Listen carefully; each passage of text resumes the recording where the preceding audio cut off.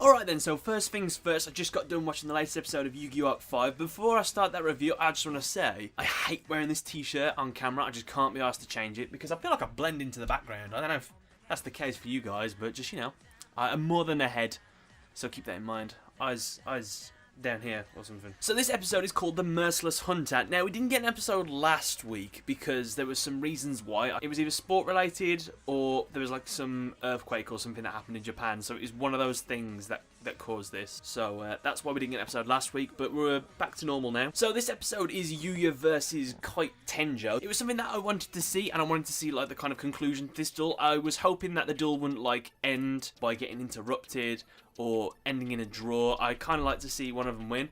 What happens in this is it gets interrupted, so yeah. But let's go back a bit. So Kite opens up in this duel. First turn, he gets his Galaxy Eyes Cypher Dragon out. According to Yuto, Kite is being ruled by basically hatred and anger, and basically any attempts for Yuya to try and persuade him to say, we're not evil, we're kind of on your side, it's not going to work because he's like a wild boar, so anything that approaches him is just going to hit it away. However, I like the fact that Yuya actually kind of cut Yuto off when he was saying that you won't be able to get through to him.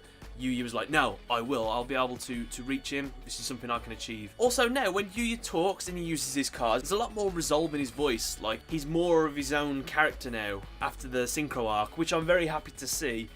He's really sticking to his guns and he's not losing his way. So on the flip side, Yuya gets his first turn on Eye's Pendulum Dragon out, and he goes to attack Kite's monster, but Kite has a plan. He says that your mistake was dueling me after those two because my special ability, well, it's not really a special ability, it's just kind of something he has. Whenever he sees someone duel, he basically never forgets their abilities and the things that he used in that duel. So he basically is a very analytical duelist. He can watch someone play a duel and he knows exactly how to counter them afterwards. Well, he doesn't know exactly how to counter them, but he plans his duels by countering. So Jack Atlas was kind of a powerhouse attack kind of guy, and you've got to try and withstand and then turn that power against him.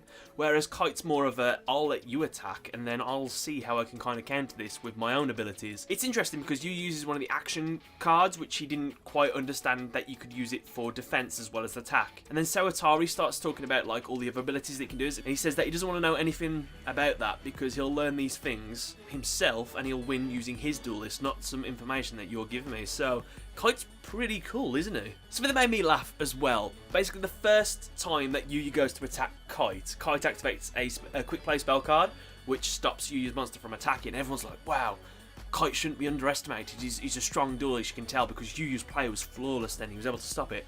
And I'm just like, no, not really. You just activated a spell card which stopped your monster from attacking. I mean, if I was in a duel and someone attacked me and I activated like Mirror Force or something like that, would everyone be like, whoa, that guy, he's a great duelist, that's amazing, and everyone just like shuffles around me? No, they wouldn't. They'd be like, what are you using Mirror Force for, you sack of shit? I'm not saying there's anything wrong with Mirror Force, I just think it's frowned upon, especially if you play Yu-Gi-Oh! Legacy of the Duels, because every bugger in that game has it, and it does my head in. Now, Yuya actually summons an interesting monster called Dragon Descendant Magician, which is kind of like his Dark Magician Girl, Gagaga Girl kind of monster.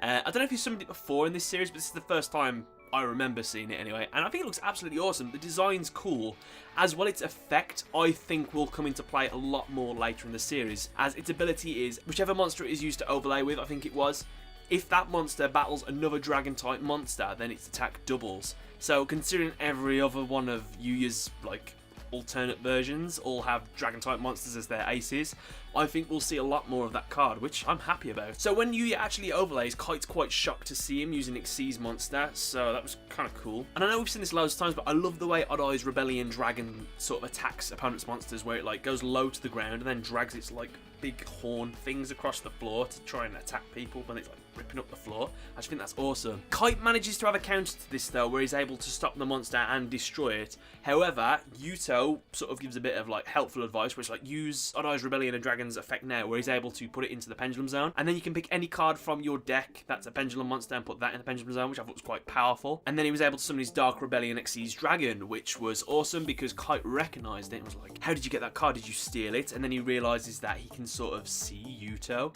and he thinks that Yuya is Yuto. But this is where Shun appears and is like, yeah, that's Yuya. He's helping us fight. I assure you he's not a bad guy. Why don't you come back and join us with the rebellion? Kite's like, no, I don't think so. I want nothing to do with your rebellion. And then Shun mentions that Yuya's last name was Sakaki, and Kite actually sort of responds to this where he's like, Sakaki, where he's like, he must know him or he must recognize that name. So I think he's met his father at some point in this dimension, or even that his dad is somewhere in this dimension. So, which would be weird because then you'd kind of think he knows about pendulum summons and these action cards, but maybe not. So I'm not sure if that was a thing. And unfortunately, he sort of does this like big burst flash thing and then disappears from the duel. Yuya, at the time of him leaving, had the advantage. However, he wouldn't have been able to attack, I don't think, because he exited his battle phase to summon Rebellion Dragon. So I think Kite could have had a strategy to counter his monster. I can't really say for definite who would have won, so I'm just going to call it a draw basically for this. That was the end of the episode. The preview for the next episode has got me intrigued because it showed Yuzu being attacked by some people in this dimension, and Alexis Rhodes, or at least this hooded figure who is very obviously Alexis Rhodes, comes flying in, lands in front of her and summons some of her new, what were they called? They were cyber angels or something like that. You guys have been telling me in the comment section below what this archetype's called, and I've completely forgot. I'm really sorry, but you know what it is, so you know what archetype that is. So that'll be fantastic to see next week. I want to see how she plays. So that'll be awesome. So yeah, let me know what you thought in the comment section below, guys. Don't forget to leave a like, favourite and subscribe. Sorry about no trivia and profile videos this week. It's been a busy week for me this week, but everything will be starting up again next week, so be ready for that. So thanks a lot for watching. Catch you later. Right then, guys, so recently I subscribed to Loot Crate. Specifically, I subscribed to Loot Anime. They specialise in sending Loot Anime related stuff, and I thought that I'd do an unboxing for you guys and show you the kind of stuff I got. Unfortunately, I'm in the future, so I've already opened it all, so I know what I get. This is what the box looks like after you've turned it inside out. It's kind of like a treasure chest, which we're going to see a treasure chest worth of stuff inside. Also, I'm wearing, spoiler, a t-shirt. You'll see more of that later. So I hope you enjoyed the video. Here we go. Right then, here we go. Welcome to the unboxing. First things first, let's get through this protective layer, which